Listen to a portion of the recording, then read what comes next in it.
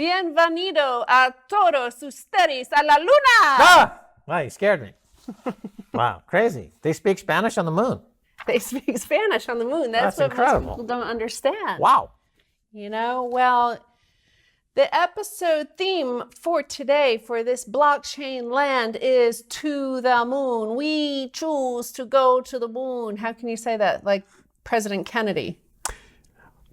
Say it. Yeah, no, you're doing great. I don't want to interrupt. We choose to go to the moon. We set sail on this new sea because there is new knowledge to be gained and new rights to be won, and they must be won and used for the progress of all people. We choose to go to the moon. You choose to be a Bitcoiner. You choose to have individual sovereignty. You choose to abide by the consensus algorithm. You choose to be a Bitcoiner. Yeah. It's a choice people make, and it's sometimes an easy choice, and sometimes it's a difficult choice. That's for individuals, that's for corporations, for hedge funds, for nation states, for sovereign wealth funds, for central banks. Everyone ultimately must make the decision whether or not to go with Bitcoin or not. Ultimately, all will make the decision to go with Bitcoin. The only difference is price. So those who are reluctant will end up paying a lot more. Those who are open to what Bitcoin offers from the very beginning end up paying a lot less. We started in 2011, so we got on the Bitcoin rocket ship early, and a lot of people are thinking about it, and they're not quite there yet, but that doesn't stop the price from going higher and higher. Well, the thing I'd like to focus on is the journey. The journey is the destination with Bitcoin. And remember, in 1962, on September 12th, when President John F. Kennedy said that, when he said, we choose to go to the moon, not because it is easy, but because it is hard. So at that time, of course, it seemed an impossible mission to land a man on the moon. Just as on January 3rd, 2009, it seemed an impossible mission that humans could separate state from money. So we have been all on that journey. We're all those, Neil Armstrongs in this space. We're all pioneers. John F. Kennedy in that speech did present space as a frontier that we humans must conquer. Like we not necessarily conquer in an aggressive way, but he's saying we need to overcome our fear and head to the moon. We need to land on the moon. And just like we overcome our fear of separating ourselves, or the individual sovereignty is a scary thing, right? It's not like super easy, and it's like getting stimulus checks and MMT and UBI and all that stuff. It's not like free money where you get to manipulate the rules. You abide by the consensus, and it's a tough journey when many people get wrecked. It wasn't when Neil Armstrong and those guys got into little capsules and went to the moon. It looks terrifying even watching the footage now. Like, how the heck did these guys do that? Well, this is the same thing. When you strap on your helmet and stack some sats, like it's an exhilarating journey. Right. So landing on the moon was a once in a 200,000 year moment. For 200,000 years, the Homo sapiens, modern man, had been looking at the moon and had all kinds of thoughts about it, stories about it, poetry, songs, navigations. It was a centerpiece of our life on planet Earth. It was our sister orb with us always. It influences the tides. It gives us so much here on planet Earth. And yet the idea of landing on it and walking on it seemed distant. And then suddenly it was real. And suddenly our minds were expanded in a lot of different ways. And the way we think fundamentally changed. And a lot of people, of course, couldn't accept that. People still cling to the idea that there was no moon landing, right? So those are the no coiners, the Bitcoin deniers, the people who can't grasp that you could fly, 250 million miles away, plant a flag and fly back in time for lunch. They just can't get that in their thought processes, but that doesn't change the facts. So now in 2009, January 3rd, this idea that had been thought about either consciously or unconsciously for 30,000 years, not 200,000 years, but for 30,000 years, and with the beginning of what we call money, which was the beginning where trinkets and collectibles to engage in what's called reciprocal altruism. We exchange these back and forth as a way to trade with each other. The idea of creating something like Bitcoin where there was no central authority to issue the currency was a dream, and it was realized on January 3rd, 2009. So now we're living in a post-Bitcoin world, and it's only 12 years later now, and this is really, really changing everything. Now, I want you to understand out there, yes, there are nation states. Yes, there are big institutions. Yes, there are hedge funds. Yes, there are billionaires out there. But the point is that we were all part of this Bitcoin mission, right? Back then in the 60s, they were the Apollo mission. It wasn't just Neil Armstrong. He had, other astronauts on board with him. He had Houston, ground control to, Houston. They had the entirety of the American population supporting this mission, billions and billions of dollars put into this mission. And we still talk about it. We're talking about it today, 50 years, more than 50 years later. So I just believe, I want you to understand that you are on your journey might seem small. You might be the only, the guy who's screwing in some bolt on Apollo 11. But without that bolt being screwed in, they wouldn't have made it to Mars. That's the next place. But they wouldn't have made it to the moon. Every single person, every single part of the Bitcoin ecosystem, you are in 100 years, somebody's going to be making a video for blockchain land in 100 years, and they're going to be talking about us, the Bitcoin early pioneers that made this mission possible. Right. The sum is greater than the whole of the parts. Right? That's true for the Apollo mission. Taxpayer funded, crowd funded, to get to everyone with their little taxes ended up funding the lunar landing.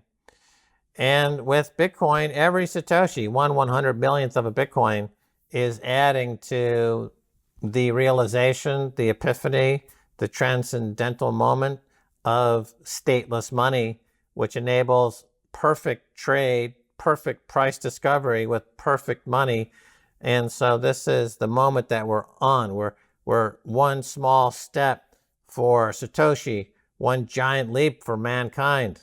It is a giant leap for mankind. And that's why also, you could see this separation of money and state. You could see it. Everybody can see it. Look onto the cable news, look onto your news, look into the headlines of the newspapers, look on Twitter, look at the blue check Twitter. Look how much despair and misery there, how much the fiat dark ages, how dark and bleak they see your future as. It's relentless pessimism from the fiat's people. Now look at the relentless optimism, or as you would say in Spanish, optimismo implacable. I don't know why I pronounce it in Italian, but there is one little trick, like any foreign language, if you pronounce it as an Italian, it's easier to say. I'll keep that in mind. But relentless optimism, right? Because what is happening when you, blast through the money state time space continuum? Time changes. Time is not absolute, right? The fiat world, why are they so relentlessly pessimistic?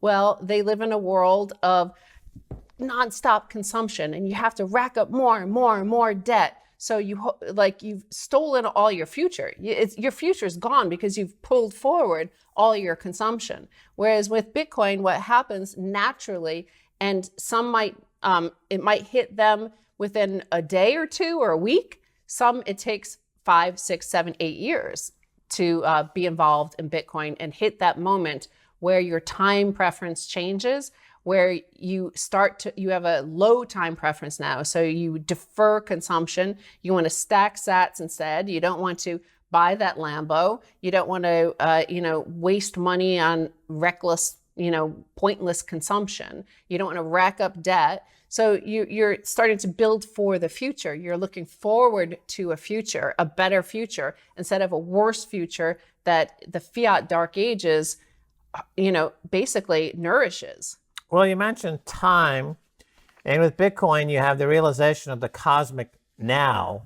And the cosmic now is made up of a couple of different components. One is that the past is encoded in the Bitcoin blockchain and is immutable, accessible, open source, and outside of anybody's attempt to revise the past.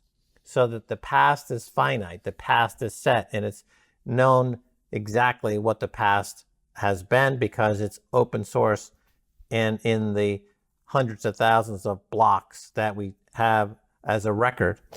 And it also tells us that the difficulty adjustment, which is always searching for the perfect balance between the miners and the market and how to adjust accordingly to maximize everybody's efforts to create coins every 10 minutes like clockwork, that involves an unpredictable future. It's unknown at any given moment what that unpredictability will be with the difficulty adjustment and what's called the target number, where they're searching for the ultimate solver of the hash that would give us part of the cosmic now.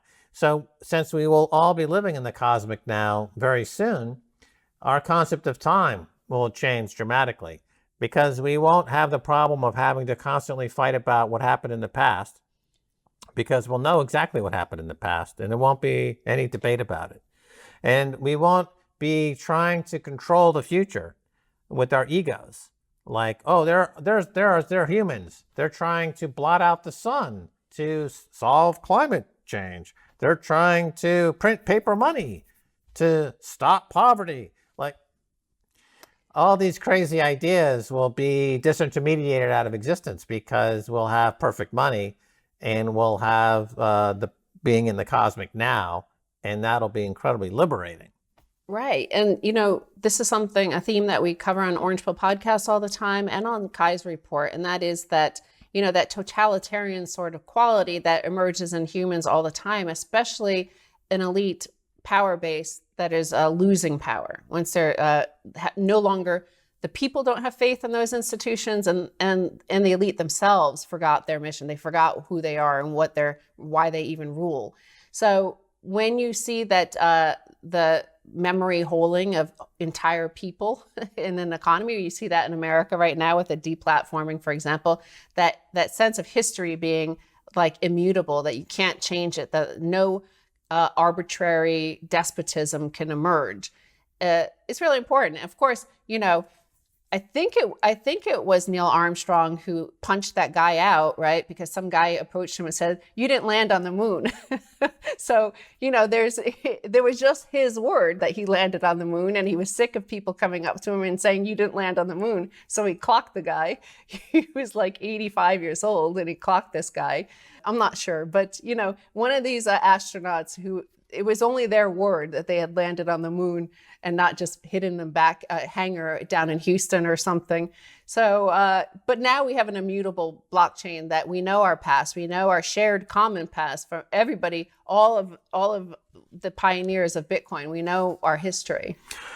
Right. Well, the landing on the moon did not free everybody at the same time with the same vision and the same enlightenment. It was something that filtered through the global population slowly, comparatively slowly, right? It's particularly for more than 1 billion people who would not be actually watching it on TV. There were no TVs. There would be people who didn't hear about it for a day or two, probably. There are people who have very different educational backgrounds and upbringings, and people who are deep into superstition, for example, would find it very, very difficult to accept this kind of idea. And so you had not a synchronistic global epiphany like you do with Bitcoin every 10 minutes. Every 10 minutes, the entire globe is resynced to the cosmic now. And so that happens globally, and that happens synchronistically, simultaneously, and elegantly, and it elevates the entire species. Also, that relentless pessimism of the fiat dark ages, where you're constantly gaslighted with history being rewritten, but also all of the price signals being basically destroyed. We've talked about the bond vigilantes, we've talked about gold price. They manipulate those so that you don't understand the fabric of the reality, that you doubt the fabric of your understanding of the reality around you, that you don't believe what you're seeing. So it makes sense that a lot of people would doubt that humans are, have the ingenuity to land on the moon, that there are humans out there, that Neil Armstrong was willing to get into that little capsule, even though he had like 4 kids at home, and went to the moon. Who knew, hopefully the mathematics were right, they were going to land in the right spot, and he was going to survive whatever was out there. Right. To that point, it's trust in mathematics. Yes. Similar to Bitcoin, which is in mathematics we trust. There's no central authority saying this is this and this is that. It's the mathematics says what it is, and that is immutable mathematics and impenetrable encryption. And that's why many people, myself included, would say that Bitcoin is less of a creation and more of a discovery. Like, for example, the discovery of the number 0, as Robert Breedlove talks about in his essays. Right. And I do want to point out that, a lot of people here in 2021 say, oh, I wish I had bought Bitcoin back in 2011 when I first heard it on Keiser Report, or those early days. And, we all glorify in the Apollo 11 mission now. Everybody thinks it's an amazing feat, and Neil Armstrong got to land on the moon. But, their heart rate was also being measured. And it got up to like 280 heartbeats per minute. It was like a terrifying landing. It wasn't easy. Like now you're like, oh, I wish I had done that. That would have been fun. Like it was so easy, right? Like it was a terrifying, exhilarating journey that had to be done, and it got done. So I'm just saying, those people who sit here in today, 2021, and look back on the past and try to change their past, that somehow be there, that they didn't get to be there. Just remember that it was there are many terrifying moments, and many people got wrecked along the way. So it's just worth considering that and keeping that in mind, just like the Apollo mission. There were other failed missions leading up to it as well. Yes, with fiat money, a couple of points. First of all, with fiat money, you can get rich and then you can lose it all. But with Bitcoin, once you get enlightened, it stays with you forever. Because there's an enlightenment that comes with it. And that goes beyond the simple trading of money, what we're talking about here. Second of all, if you look at, let's say I saw something online recently, some guy maybe 30 years ago started a terrarium. It's a huge glass object ball or something, with a cork on the top. And he put some plants in there and he shut it, completely shut. And 30 years later, it's still going strong. It's just completely self-feeding, self-sufficient, right? Now, if you had taken that terrarium and after a few years decided to pour 20 pounds of concrete into the terrarium, and then it all died, and then you ask yourself, why? Well, this is what we have with the central banks. We have humans on planet Earth that are been successful for 200,000 years. And then suddenly these central banks pop up, like with the Bank of England in 1694 was the first, I believe. And they're saying, wait, let's dump fiat concrete into the terrarium and see what happens. Now we know 300 years later, what they've done is they've essentially brought humans to the edge of extinction. Had it not been for Bitcoin, I believe humans would be close to extinction. With Bitcoin, we're now trying to come back from the edge of extinction. I don't think we're totally successfully from the edge yet, but we are getting a little bit further away from the cliff. This is Renaissance 2.0, and it's relentless optimism. And it is an experience, it's a journey that we're all sharing. And that's a thing that can't be taken, as Max says, like no matter what happened with Neil Armstrong, like you can't take the fact that he was the first human on the moon, right? And you're right, you said it at the top of the show, the moon was created after, they believe, an asteroid hit Earth hundreds of millions of years ago, billions of years ago, and it broke off. So it is part of us. This is, Bitcoin is also part of us. And I want to say, like, we all have this experience and this journey, and we're on this journey together. So nobody can take the experience, that the memory that, just like the Apollo 11 mission landed the Eagle, it was a rough landing on the moon, I have to say. But every time you land some sats in your wallet, it's the same sort of moment. It's the same sort of mission that seemed impossible just a few years ago. But there's nothing that can come between, no power, not even the mighty Caesar of Washington, D.C. can step between you and your Bitcoin. And that's an amazing mission. True. And it's available to anybody. Everybody, we're all Bitcoiners. That's the thing. It's like it dissolves the nation state where, you could be Mexican or Argentinian or Nigerian or, Asian, from China or something like that. And you're actually a Bitcoiner first. Like it's at the core of you. And speaking of Nigeria, I do want to read this quote that happened since last year. And that is from Senator Sani Musa of Nigeria. And he said in the Senate, on the Senate floor, that the technology of Bitcoin is so strong that I don't see the kind of regulation that we can do. Bitcoin has made our currency almost useless or valueless. That was one of the best statements ever made about Bitcoin from a senior political official in the world. And it's on par with Paul Tudor Jones, one of the most legendary hedge fund managers in the world, who last year, between the last time we did the blockchain and now, well, he said that he is betting on Bitcoin because it's the fastest horse in the race, and it's a bet on the future of humanity. So these are the same things. It's the same text. Yep. The Nigerian government is starting to realize that there's no way to fight Bitcoin. And recently they put in some bans on Bitcoin, et cetera, but the population has totally ignored it. The local Bitcoins trading has gone up. The peer-to-peer trading on peer-to-peer exchanges is going up. Companies that are active in that location, engaged in Bitcoin, are not having any problems growing. Nigeria is a perfect incubator for Bitcoin hyper-Bitcoinization, and that's exactly what's happening, with 20 or 30% of the population already using it as their unit of account on a daily basis. And that's 200 million people. And it's going to spread. And there's going to be over 1 billion people now following Nigeria probably in the next 24 months.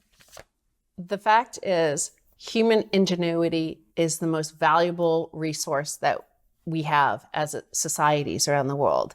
If you could tap into that, it's way better than the oil reserves of Nigeria, the oil reserves of Mexico. Unleash the people, unleash their ingenuity. Stay away. Let them be, let them create, let them innovate, let them go to the moon. Let them do what men and women are meant to do.